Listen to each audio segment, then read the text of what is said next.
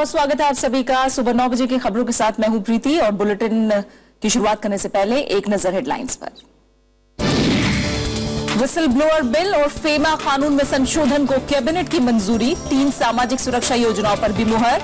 2 संचार उपग्रहों के प्रक्षेपण की इजाजत। भारत और फ्रांस राफेल खरीद प्रक्रिया के लिए विशेष टीमें गठित करने पर सहमत। रक्षा मंत्री ने कहा तय समय सीमा के भीतर तैयार होगा खरीद का ब्यौरा। भारत ईरान के बीच चबहार बंदरगाह के विकास को लेकर समझौता। ईरानी राष्ट्रपति ने बताया नए युग की शुरुआत। रूस की 4 दिवसीय यात्रा पर आज रवाना होंगे राष्ट्रपति। दोनों देशों के बीच विज्ञान और शिक्षा में सहयोग से संबंधित 8 समझौतों पर हस्ताक्षर की उम्मीद। ब्रिटेन आम चुनाव के लिए मतदान अब से कुछ देर बाद। कंजर्वेटिव और लेबर पार्टी के बीच कांटे की टक्कर। भारतीय मूल के मतदाताओं पर सबकी नजर।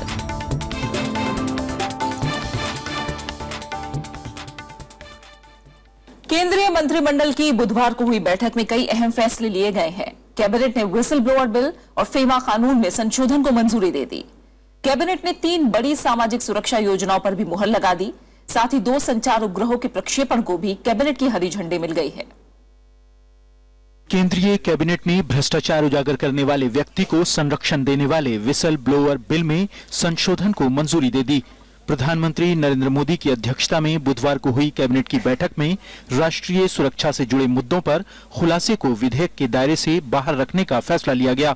साथ ही विदेशी विनियम प्रबंधन कानून यानी फेमा में संशोधन को भी मंजूरी मिल गई, जिसके तहत अब रियल एस्टेट में विदेशी निवेश की इजाजत होगी।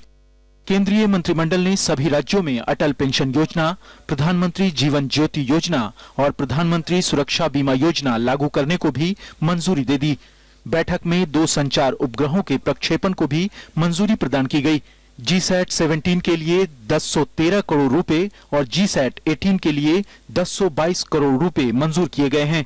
इसके अलावा भारत और सेशल्स के बीच नवीकरणीय ऊर्जा के क्षेत्र में सहयोग को लेकर हुए समझौते के साथ ही भारत और दक्षिण कोरिया के बीच 1985 में किए गए दोहरे कराधान से बचाव समझौते में संशोधन पर भी कैबिनेट ने मुहर लगा दी। वहीं आर्थिक मामलों की मंत्रिमंडलीय समिति ने विदेशी निवेश संवर्धन बोर्ड को 30 अरब रुपए तक के विदेशी निवेश को मंजूरी देने की अनुमति प्रदान कर दी। समिति ने खाद्य प्रसंस्करण के लिए बुनियादी ढांचे में विकास के मद्देनजर मेगा फूड पार्क स्कीम की दिशा निर्देश में बदलाव को भी मंजूरी दे दी। Bureau report, Rajya Sabha TV. और राज्यसभा ने बांग्लादेश के साथ भूमि सीमा समझौते से जुड़े 119वें संविधान संशोधन विधेयक को मंजूरी दे दी है। तृणमूल कांग्रेस की सहमति के बाद विधेयक को पारित कराने में सरकार की राह आसान हो गई और उसे विपक्ष का पूरा साथ मिला।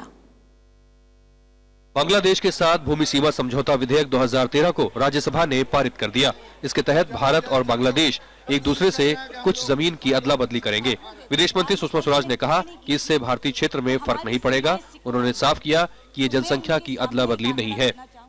जनसंख्या की अदला बदली नहीं हो रही है। जनसंख्या की अदला बदली में उनकी इच्छा पर छोड़ा गया। अगर बांग्लादेश इनक्लेव्स में रहने वाले भारतीय वही रहना चाहते हैं तो रहेंगे और उनको बांग्लादेश की नागरिकता दे दी जाएगी। और भारतीय इनक्लेव्स में रहने वाले बांग्लादेशी अगर यहीं रहना चाहेंगे तो उनको भारतीय नागरिकता दे दी जाएगी। 18 दिसंबर 2013 को राज्यसभा में पेश हुए इस विधेयक पर सभी दलों में सहमति दिखी। तो आज खुशी का दिन बांग्लादेश के लिए, हमारे देश के लिए और उन तमाम नेताओं के बीच में जो हमारे बीच में नहीं है, शायद उनको आज श्रद्धांजलि अर्पित करना चाहता हूं। उनकी रूह को भी, आत्मा को भी शांति मिलेगी कि आज ये दोनों तरफ के जो देश हैं उनका एक बड़ा मसला हमने हल किया। We all of us in Trinamool Congress, we believe that once this agreement is going to be implemented, it would be good for India, it would be good for Bangladesh, it will be good for the people living in the enclaves, and it will also be good for India's relationships with Bangladesh, and we sincerely expect and believe. हमारे emotions भी बांग्लादेश के साथ बहुत गहरे हैं और बाकी सब चीज़ जो राम गोपाल जी बोल रहे थे, मैं सोचता हूं कि वो सब चीज़ों पर चर्चा, आपकी चर्चा में मैं शरीक था। वो पैकेज भी आप दे रहे हैं लेकिन इतना जरूर है कि इन तीनों देश के बीच में आज नहीं तो कल कोई महासंघ का निर्माण होना चाहिए। तमिलनाडु के सांसदों ने कक्षतेवु टापू का मुद्दा भी सदन में उठाया और सरकार से श्रीलंका से इस मसले पर बात करने की अपील की। We wish the Indo-Chinese border talks end in acceptable solution to both the countries. In the same way, we have problems with Pakistan. We have problems with several neighbors, and with Sri Lanka also we have problem. That is why, while supporting this bill, I urge upon the government, you consider asking for a renegotiation of Kachativu agreement. ये bill कई मायनों में ऐतिहासिक रहा। सदन में एक भी वोट विधेयक के खिलाफ नहीं पड़ा। 1974 के समझौते के बाद ये विधेयक 41 सालों बाद आकार ले रहा है। विधेयक को अभी लोकसभा की मंजूरी मिलना बाकी है। नवविक्रम सिंह, राज्यसभा टीवी। जीएसटी संविधान संशोधन विधेयक लोकसभा से पारित हो गया। केंद्रीय वित्त मंत्री अरुण जेटली ने कहा कि जीएसटी से राज्यों को ज्यादा अधिकार मिलेंगे और इससे केंद्र और राज्यों के द्वारा लगाए गए करों में पारदर्शिता आएगी। जीएसटी संविधान संशोधन विधेयक 2/3 बहुमत से लोकसभा में पारित हो गया। विधेयक के पक्ष में 352 मत पड़े, जबकि विपक्ष में 37। चर्चा के जवाब में वित्त मंत्री अरुण जेटली ने कहा कि इस कानून के बन जाने से जीडीपी में बढ़ोतरी के साथ राज्यों को भी फायदा होगा। There will be a seamless transfer of goods and services. The whole country, which is 1/6 of world's population, would become a single market. And therefore it would give a necessary fillip as far as the trade is concerned. Congress party ने इस bill पर हुई voting में हिस्सा नहीं लिया। विधेयक को स्थायी समिति को भेजने की मांग करते हुए कांग्रेस ने सदन से वॉकआउट किया। मैं आपसे निवेदन करता हूं कि ये स्टैंडिंग कमेटी को भेजना चाहिए था और मिनिस्टर इस मुद्दे पे अड़े हुए हैं। हमको तो इससे सेटिस्फैक्शन नहीं है और हम प्रोटेस्ट करते हैं इसके ऊपर। हम उसमें हिस्सा नहीं लेना चाहते, हम वॉकआउट करते हैं। कांग्रेस के अलावा एआईएडीएमके, वामपंथी पार्टियां और बीजेडी ने भी इस बिल को स्थायी समिति को भेजने की मांग की थी, लेकिन सरकार की तरफ से कहा गया कि स्थायी समिति इस बिल पर पहले ही लंबा विचार कर चुकी है। वित्त मंत्री अरुण जेटली ने कहा कि स्थायी समिति की कई सिफारिशों को इस बिल में शामिल भी कर लिया गया है।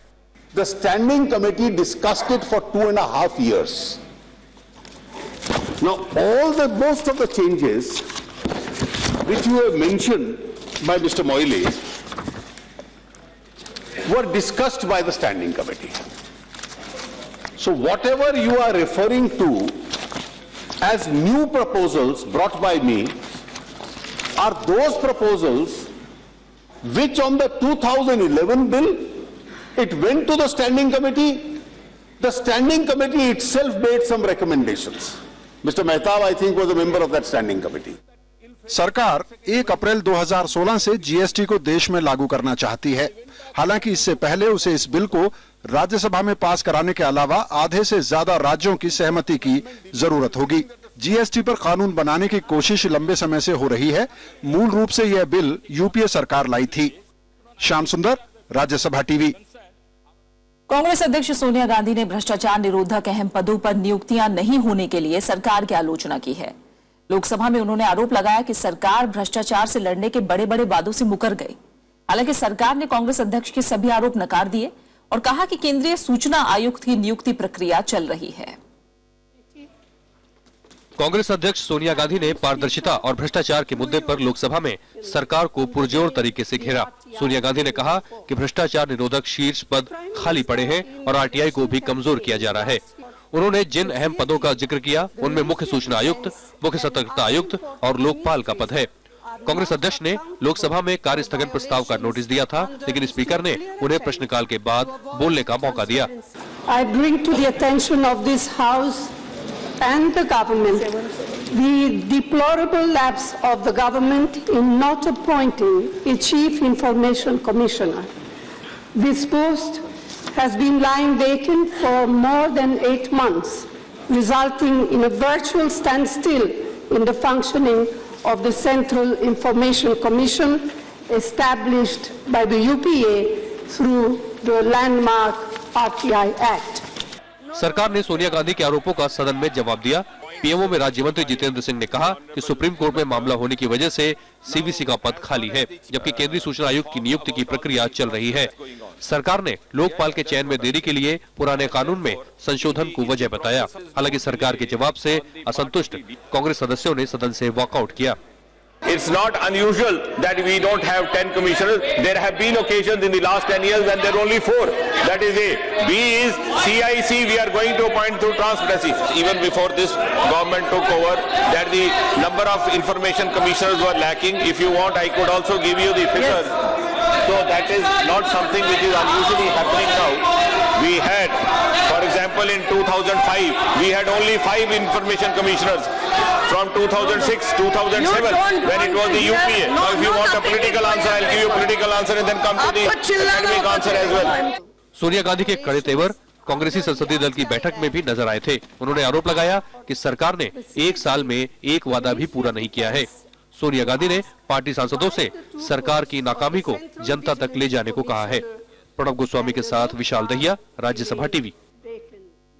केंद्र सरकार ने विपक्ष के दबाव के चलते रियल एस्टेट विधेयक को राज्यसभा की प्रवर समिति को भेज दिया है। अनिल माधव दवे की अगुवाई वाली इस समिति में दूसरे दलों के 21 सदस्य हैं और समिति मॉनसून सत्र के पहले हफ्ते के आखिर में अपनी रिपोर्ट देगी। राज्यसभा में केंद्रीय आवास और गरीबी उन्मूलन मंत्री वेंकैया नायडू ने इसका प्रस्ताव रखा। विपक्ष इस विधेयक को प्रवर समिति को भेजने की मांग कर रहा था।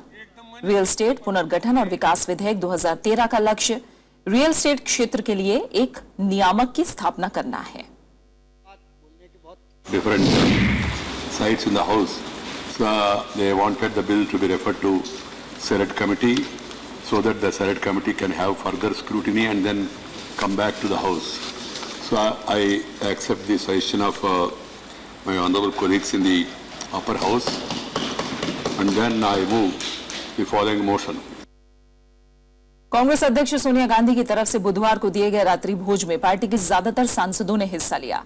कांग्रेस उपाध्यक्ष राहुल गांधी समेत पार्टी के कई वरिष्ठ नेताओं ने भी इस समारोह में शिरकत की। करीब 2 महीने के राजनीतिक अवकाश से 15 अप्रैल को राहुल गांधी के लौटने के बाद पार्टी नेता पहली बार अनौपचारिक तौर पर जमा हुए। करीब 1 घंटे तक चले डिनर में पूर्व प्रधानमंत्री मनमोहन सिंह, लोकसभा में कांग्रेस के नेता मल्लिकार्जुन खड़गे समेत पार्टी के तमाम वरिष्ठ नेता मौजूद थे।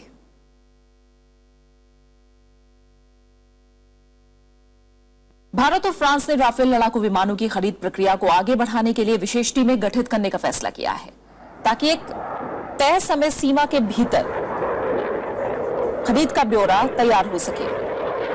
रक्षा मंत्री मनोहर पर्रिकर और फ्रांस के रक्षा मंत्री के बीच हुई मुलाकात के बाद यह फैसला लिया गया।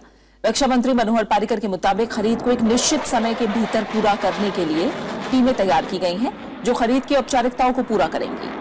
पिछले महीने प्रधानमंत्री नरेंद्र मोदी की फ्रांस यात्रा के दौरान दोनों सरकारों के बीच इस करार को लेकर सहमति बनी थी। ये सौदा करीब $6 अरब से ज्यादा का होगा और उसमें 30 से 50% के ऑफसेट की शर्त होगी। और आप बने रहे हमारे साथ, हम लौट रहे हैं एक छोटे से ब्रेक के बाद।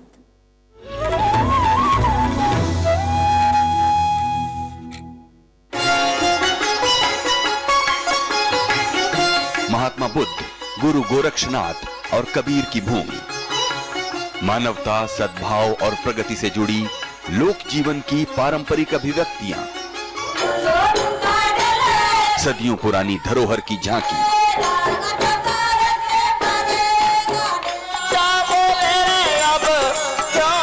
देखिए हमारी स्पेशल रिपोर्ट लोक रंग में, सिर्फ राज्यसभा टीवी पर।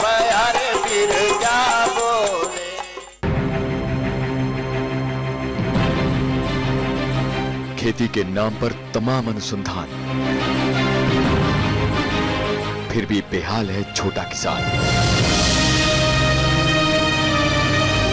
संकट में याद आती है नई तकनीक, लेकिन सुपात्रों तक पहुंच के लिए नहीं है ठोस नीति। प्रयोगशाला से खेत के बीच बरकरार है दूरियां। खेती और तकनीक की जमीनी हकीकत पर देखिए हमारी स्पेशल रिपोर्ट, सिर्फ राज्यसभा टीवी पर।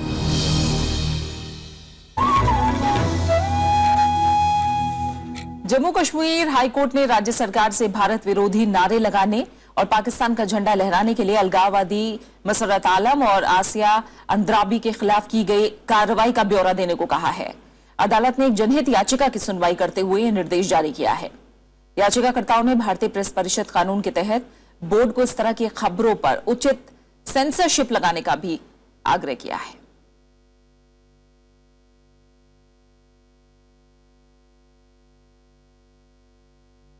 मध्य प्रदेश के भोज विश्वविद्यालय ने पूर्व प्रधानमंत्री भारत रत्न अटल बिहारी वाजपेयी को डीलिट की मानद उपाधि दी है।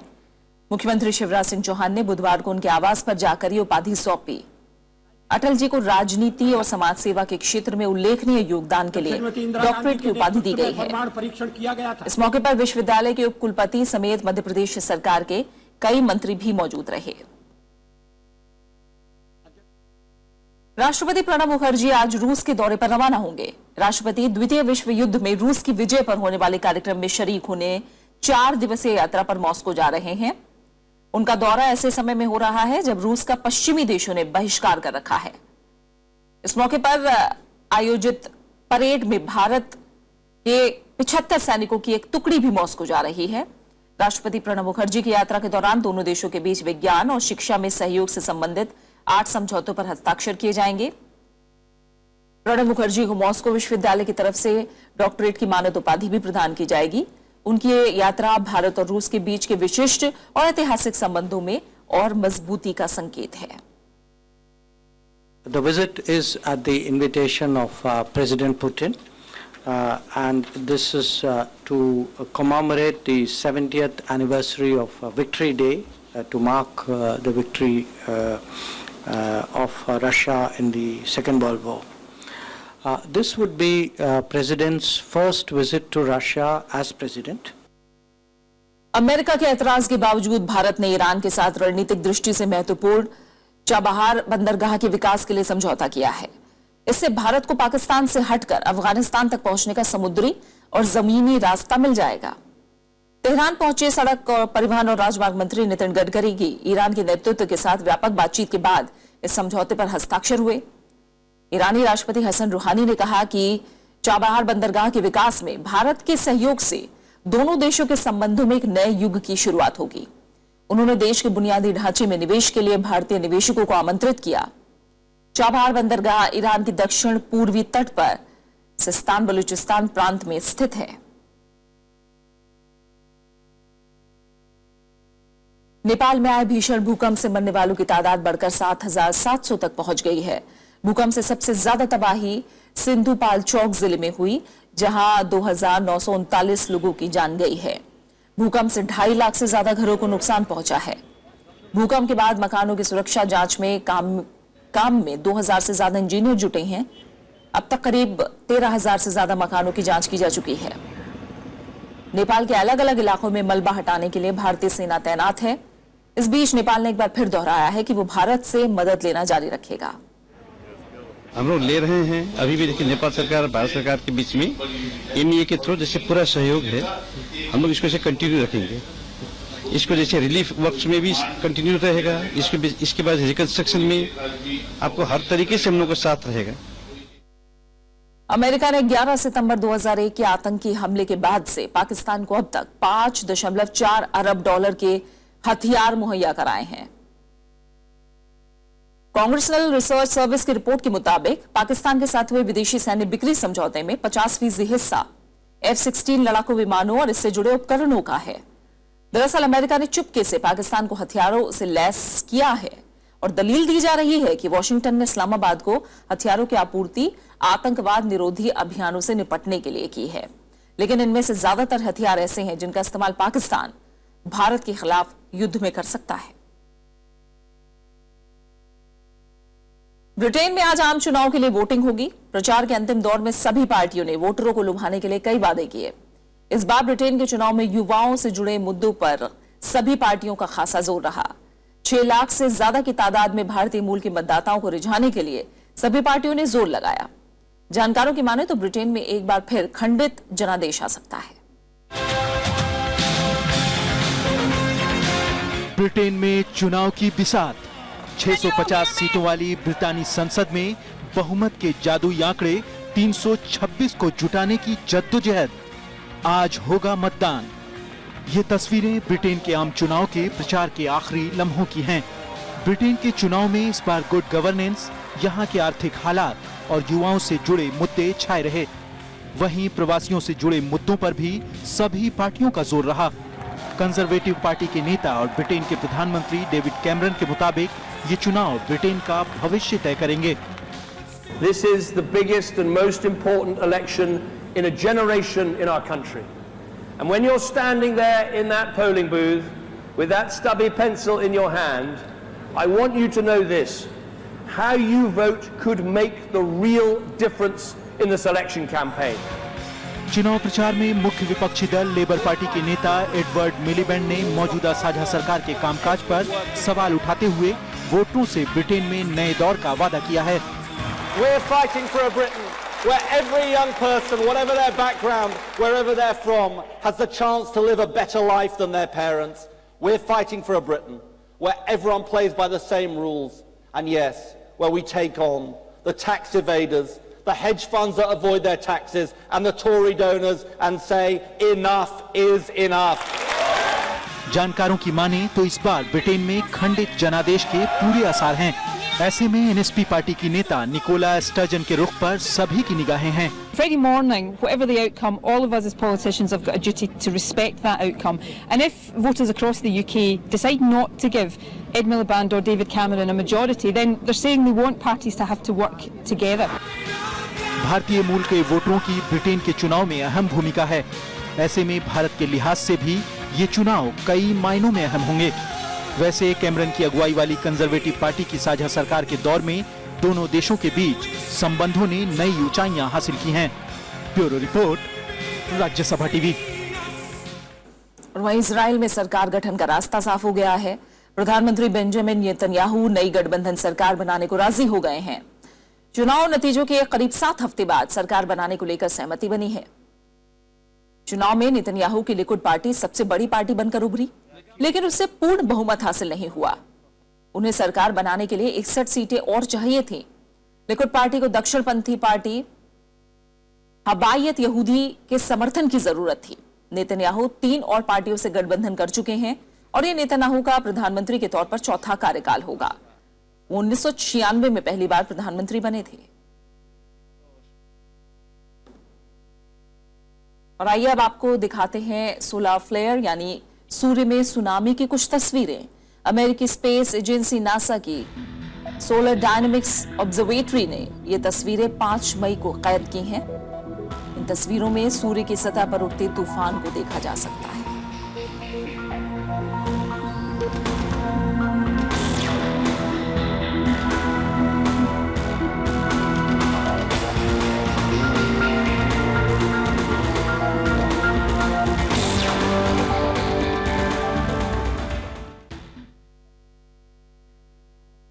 हमारे राष्ट्रगान जन गण मन के रचयिता गुरुदेव रवींद्रनाथ टैगोर की आज जयंती है।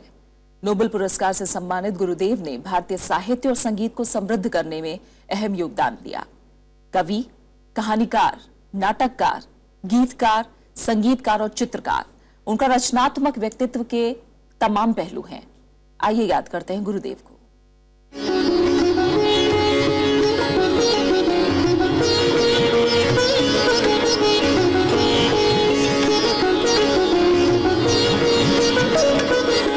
ये झलक है इतिहास के उन महान पलों की जब शांति निकेतन में 20वीं सदी की 2 महान हस्तियों महात्मा गांधी और गुरुदेव रवींद्रनाथ टैगोर की मुलाकात हुई थी। रवींद्रनाथ टैगोर ने ही गांधी जी को महात्मा का नाम दिया था, तो गांधी जी ने उन्हें गुरुदेव की उपाधि दी थी। गुरुदेव ने भारतीय संगीत में रविंद्र संगीत का एक नया आयाम जोड़ा।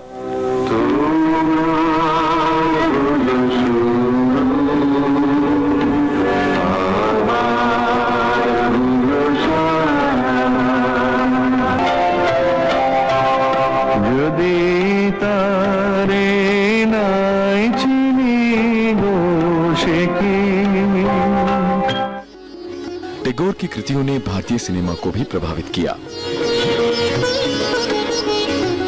उनकी कहानियों पर काबुलीवाला, तीन कन्या, चारुलता और घोड़े पायरे जैसी फिल्में बनी। বিধির বাঁধন কাটবে তুমি এমন শক্তিমান, তুমি কি এমনি শক্তিমান।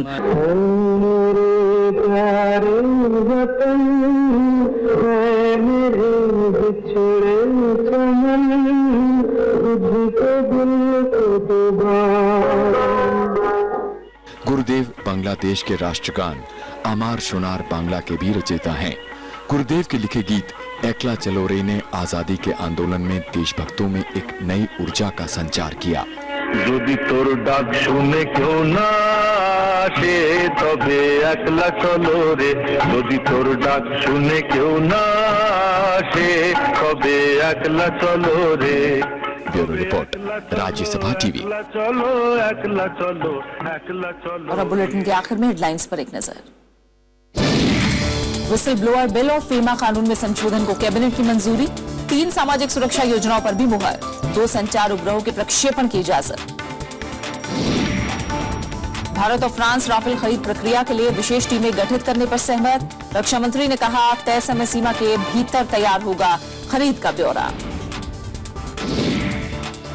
भारत ईरान के बीच चाबहार बंदरगाह के विकास को लेकर समझौता, ईरानी राष्ट्रपति ने बताया नए युग की शुरुआत।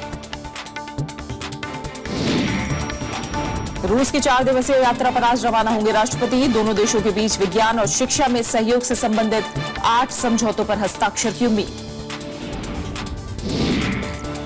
तो ब्रिटेन आम चुनाव के लिए मतदान अब से कुछ देर बाद, कंजर्वेटिव और लेबर पार्टी के बीच कांटे की टक्कर, भारतीय मूल के मतदाताओं पर सबकी नजर।